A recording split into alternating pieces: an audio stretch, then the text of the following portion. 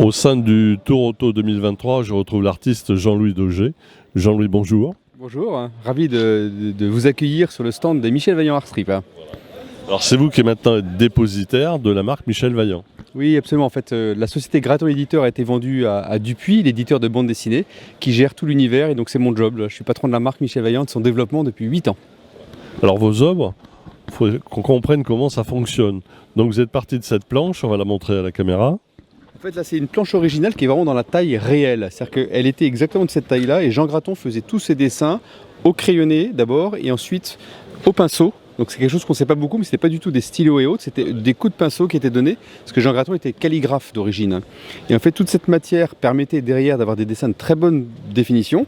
Et ensuite, le dessin, la planche était réduite pour être dans la taille d'un album en format A4. Voilà, pour être au format. Et le format là, on va voir. Voilà. Ça, c'est le format là.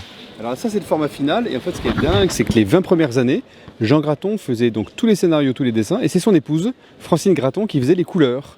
Voilà, avec un petit pinceau et de la gouache, elle faisait toutes les petites couleurs. Exactement, et on voit même d'ailleurs, là, vous voyez ici là, des petites retouches avec du Tipex dessus. Et tout ça, c'était avec ces petits pots de gouache, elle faisait toutes les couleurs. Et c'est à partir de là que les albums étaient faits. Donc c'est une matière première fantastique pour faire des œuvres d'art. C'est un travail de fourmi à l'époque, hein.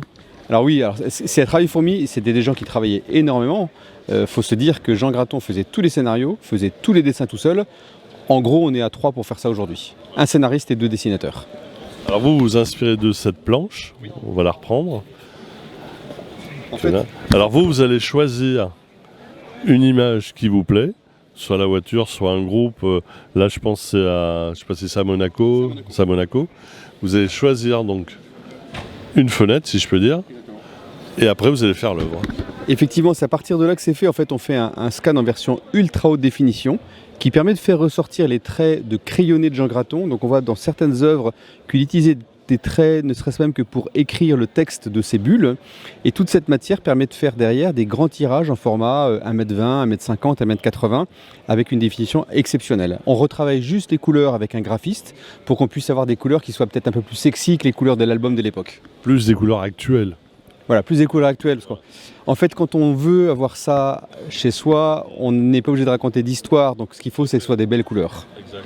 Ça inspire que ça flash, voilà.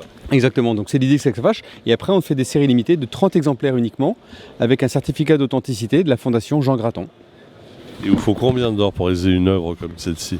Alors en fait, ça va vraiment dépendre d'abord de la qualité du dessin. En règle générale, c'est parfait. Le boulot ensuite, c'est vraiment le travail sur les couleurs. L'idée, c'est que comme on a aujourd'hui une 60aine d'œuvres, j'ai vraiment le souhait que toutes les œuvres soient en harmonie. Même si on est entre 1957 et 1974, il faut que les œuvres, quand on les met ensemble, soient harmonieuses. Donc les œuvres qui sont derrière là, vous le voyez, on a travaillé sur les verts, les rouges pour que ça soit justement très joli. Ça se détache bien. Exactement, et que, ça soit, voilà, que les œuvres côte à côte soient harmonieuses. Oui, parce qu'on peut mettre plusieurs de scènes différentes. Mais effectivement, on voit la verdure avec ce vert là qui ressort, qui flash. Oui, alors là celui-ci, c'est un de ceux que j'aime beaucoup. En fait, c'est l'album Le Grand Défi. C'est le tout premier album de Michel Vaillant en 1957, fait par Jean Graton. Donc là, c'est une scène qui est à Spa-Francorchamps. J'allais dire, il me semblerait que c'est Spa, la grande montée. Hein. Exactement, c'est le Rédillon de Spa.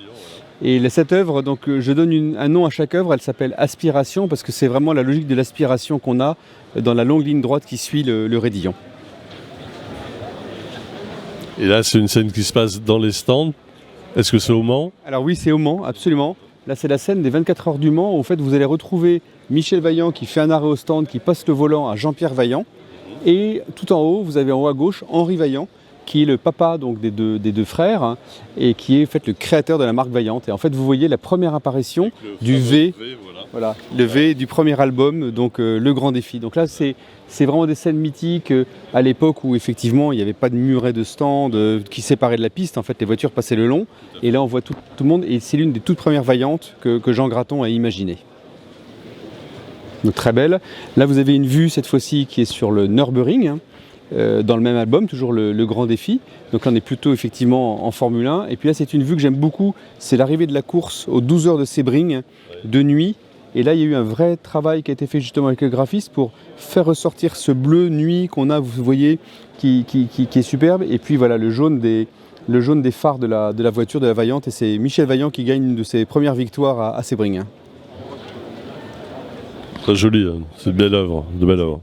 En fait, oui, ce qui est vraiment génial, c'est qu'en plus, Michel Vaillant, on est à la fois... C'est mythique maintenant. C'est mythique, et puis surtout, ce que j'aime bien, c'est qu'on arrive à continuer à faire vivre le mythe avec des albums qui continuent à sortir tous les ans.